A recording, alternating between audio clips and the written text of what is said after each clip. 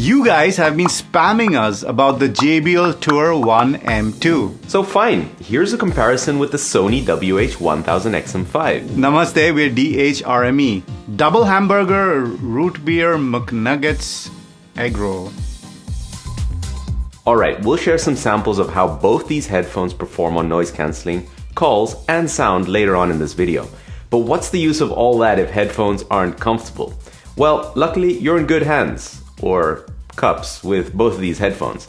We've daily driven the Sony way longer than the JBL, but it does appear at this stage both are just as comfortable.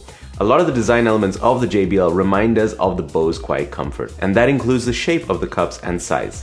And for comfort, Bose has always been the gold standard for us. The overall shape of the headphones on the JBL does seem a bit ovalish though, and we noticed that it tended to clamp down a bit stronger on glasses, and that's something the Sony doesn't do because it just has an overall lighter clamp. The padding on the cups and the headband seems quite similar to the Sony, and we didn't really notice a big difference. And that goes for the amount of heat generation too. Both are fine for longer periods of time. Something else that's similar to the Bose that JBL has is that it's foldable, unlike the Sony. Also a hard shell with a nice Velcro sealed compartment that neatly tucks away the cables. Sony has a slightly flimsier feeling case, but good enough for most cases. And also sports a cable compartment with magnets.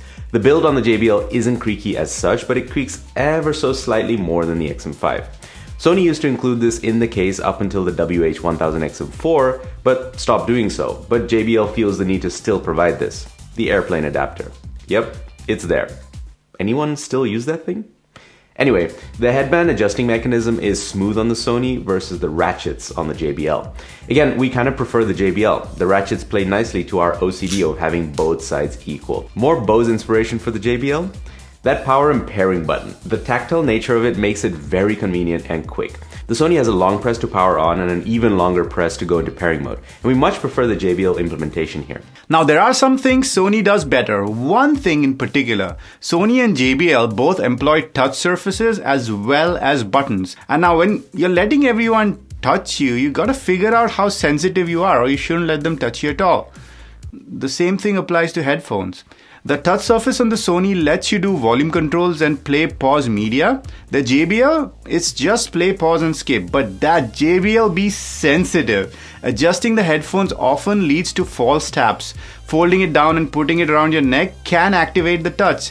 This super sensitive tap surface can be disabled, but it cannot be customized. We'd have loved to disable the single tap, but then you also lose other touch capabilities. There is one secret hack here, guys, and we are happy to share it with you. Grow a beard. Kevin doesn't have accidental touches when he wears it around his neck. Luckily, the volume control is a button on the JBL, so that touch surface doesn't ruin that important control. Both Sony and JBL advertise 30 hours of battery life with ANC on. In our DHRME battery test, we see that they both underpromise and overdeliver. The Sony by a little bit, as we got 32 hours, and for JBL we got almost 41 hours. A clear win for the JBL here. One thing about the looks, because we're superficial like that, we think that the XM5s look really nice, in both colors. The black does love to retain the oils emitted by our bodies though. Like the Sony, the JBL also comes in a lighter color, which from the photos looks worse than black.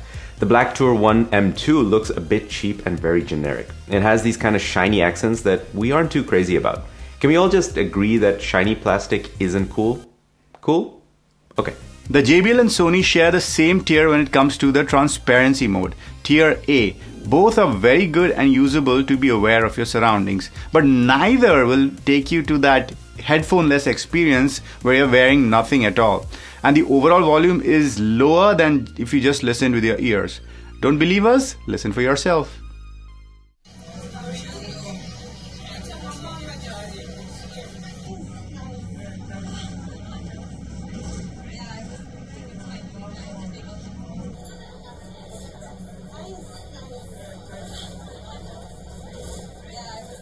Now JBL has an extra ambient mode called Talk Through that you can enable or disable by double pressing that same ANC button.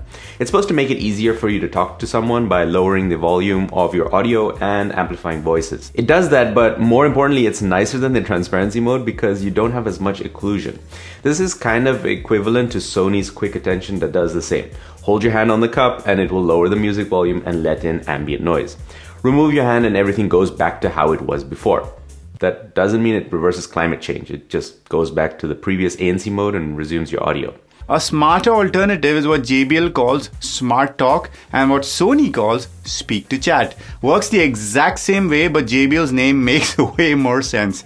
Using two synonyms, is Sony baffling to confuse us? So if the headphones detect that you're trying to speak, they will do the same as with talk through or quick attention, lower the volume of your music and turn on transparency mode. But it was, again, quite sensitive on the JBL in our testing. It turned on when I was ripping up paper, clearing my throat, or even the occasional burp.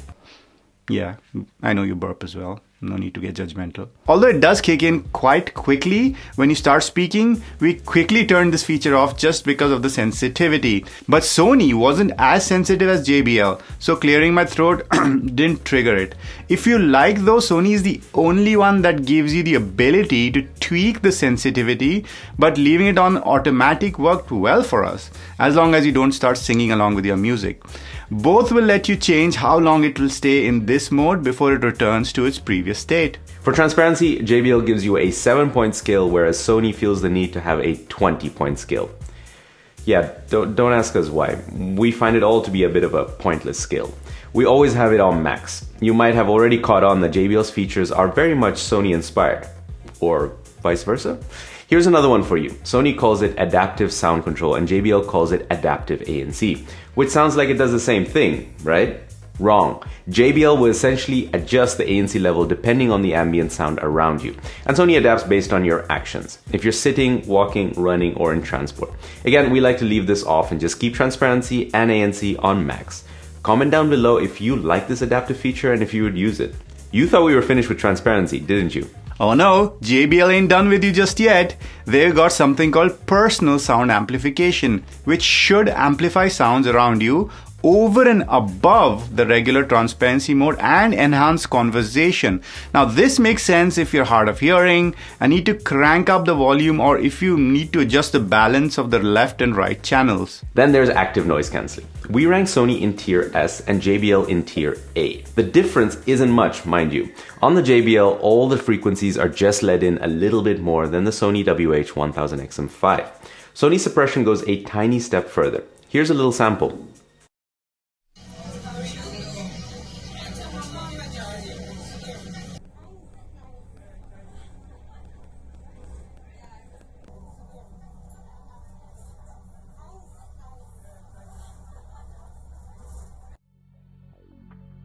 JBL does have a unique feature called Silent Now, which is meant for sleeping, but we're sure you wouldn't get arrested if you used it for other things. Silent Now turns off Bluetooth on the headphones and enables ANC, which leaves you in a bubble of noise cancelling, so you can focus or you can just relax. You can set a timer and alarm for it too. One final point we'd like to leave you with is the following. The Sony will remember the last ANC mode you were on, so when you turn it back on, it will go to that setting automatically. The JBL unfortunately has no such memory and will always default back to ANC. You know the three things we absolutely love? Popsicles, icicles, and test. Popsicle, ice, icicle, testing. 1, 2, 3. In the noisy bus and with cars in the background, although the Sony let in a tiny bit more of the background noise, the clarity of Rohan's voice was better than that of the JBL. You could understand Rohan, but his voice wasn't as clean and sounded a bit more muffled than the Sony. Here, our pick goes to Sony. In windy conditions, we see something similar. Both do a great job at blocking most of the wind, but since the voice clarity is better on the Sony, it takes the win again. Although Sony might have edged out JBL in the microphone quality test, the JBL would be more suited to the Fuckman. You get more control options compared to Sony. The Tour One M2 supports the ability to mute straight from the headphones by long pressing on the right ear cup while on a call. Both have volume controls, but the Sony lacks the mute. Both luckily don't have occlusion issues, but JBL has a feature in the app called Voice Aware, which adjusts how much of your own voice you hear on a phone call. The Sony doesn't have it, but in transparency mode, you still hear your voice quite well, so we never felt that we missed this feature specifically. And finally, the JBL defaults to transparency mode when you're on a call, and it's not possible to change it. On the Sony, it also defaults to transparency because it's safer, but the ANC button still works on a call. Although with that tier S noise cancelling, do those phone calls at your own risk. By now, you've figured out that both JBL and Sony are heavyweights in the companion app department, with a mix of useful and useless smarts, especially around ANC. JBL's more useful things are the max volume limiter, silent now, and personify for a personal EQ. More on sound in a bit. But Sony also does a lot with 360 reality audio, spatial audio, and head tracking. But at the end of the day, we can't ignore how convoluted the Sony Headphones app has become with 3 tabs and several submenus, compared to the JBL Headphones app with a single scrolling page of features. Beyond the app, both of these headphones come with Google Assistant, Amazon Alexa, and of course, you can use your phone's native voice assistant for those of you stuck with a single assistant. Siri. Okay, and then let's talk about multi-point. Both support it, so that's already a good start, but both have a slightly different implementation, starting with pairing. On the Sony, you have to keep the power button held in while booting it up, then it goes into pairing mode. On the JBL, you just flick the power switch down and it will enter pairing mode without pausing your audio or interrupting whatever you were doing. But if you are working with more than 2 devices, the Sony allows you to pull connection by selecting it from a previously paired device, and it will pull the connection to it and disconnect from the oldest connected device. On the JBL, you'll have one extra step where you need to flick that power switch first. The Sony One ups the JBL again by giving your device list in the app, so you can see all of your paired devices, switch connections, and even fix a connection to a certain device if you like. Oh, and the recent firmware update on the WH1000 XM5 allows you to use multi-point with LDAC. No need to compromise. Alright, let's talk about some random issues we faced on the Sony WH1000 XM5.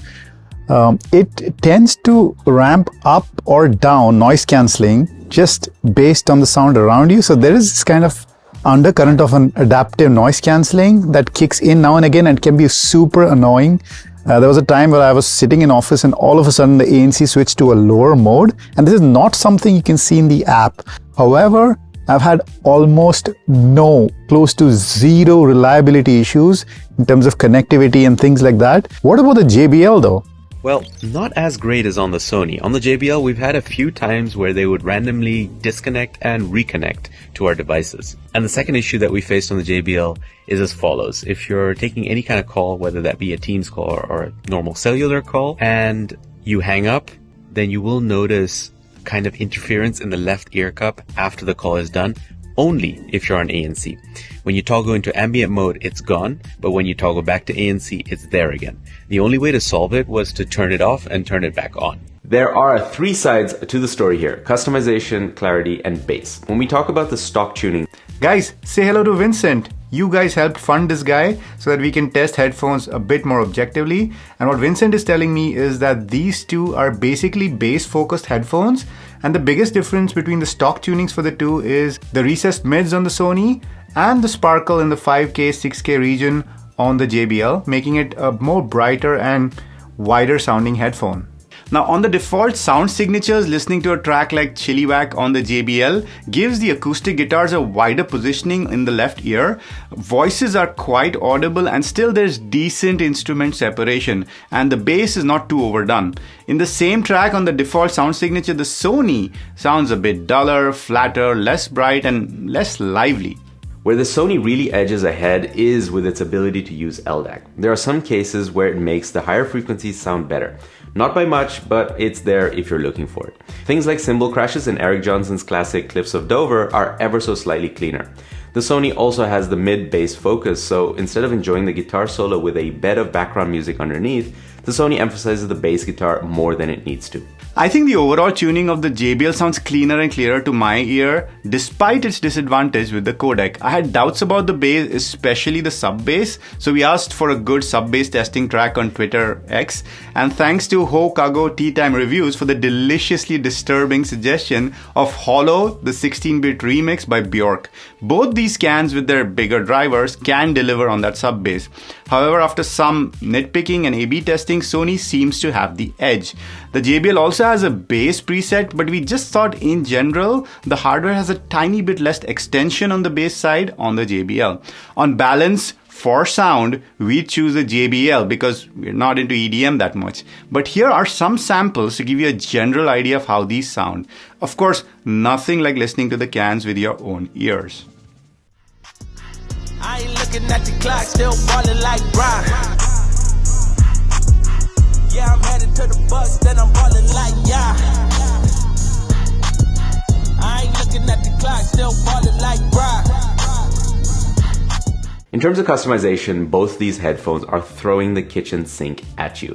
The JBL has a hearing analysis test called Personify that analyzes your hearing to give you the best possible customized listening experience, which Sony inexplicably doesn't have yet. Instead, they take a different route, a blind sound test called Find My EQ. This helps you figure out the sound you like, and the app spits it out as an EQ you can customize. And Sony has a bunch of EQ presets as well as a 6-band EQ, as well as a clear bass slider in the app. The JBL has a more limited preset collection, but it does have a 10-point EQ that you can tweak. And you're not limited to the 10 frequencies, you can move that puck around to tune a frequency in between. Customization is great, but we do think that the hardware on the treble side was a bit better on the JBL. Sony also supports a bunch of other extras like upscaling lower quality music automatically, Android-based spatial audio, and 360 reality audio. Well, let's start off with the price before we show you our picks. The JBL costs close to $3,000 and the Sony closer to The JBL costs close to $300 and the Sony closer to $400. Actually, the WH-1000 XM4 is probably a closer competitor to JBL on many fronts. And you know what? We'd have no problem recommending the JBL if both of those were the same price. But does the JBL punch up above its weight and take on the XM5? Well, what do you think, Kevin? It takes on the XM5 for sure. For $100 less, you're not compromising on much. It's a go for me on the JBL. Comfort and foldability, calls, ANC and transparency, mute on device, multi-point, and the easy to use app just makes it a complete package. I'll take those extra $100 and get myself some nice earbuds. Several days later. I wanted to recommend taking those extra $100 and get yourself some nice earbuds, like the ones we recommend in this video. But after the random Bluetooth connection drops, as well as that annoying disturbance in the left ear cup, it was a deal breaker for me. I'll spend a bit more and take the Sony. And you, Ron, what's your pick? Well, I'm a bit biased here. I'll show you my pick.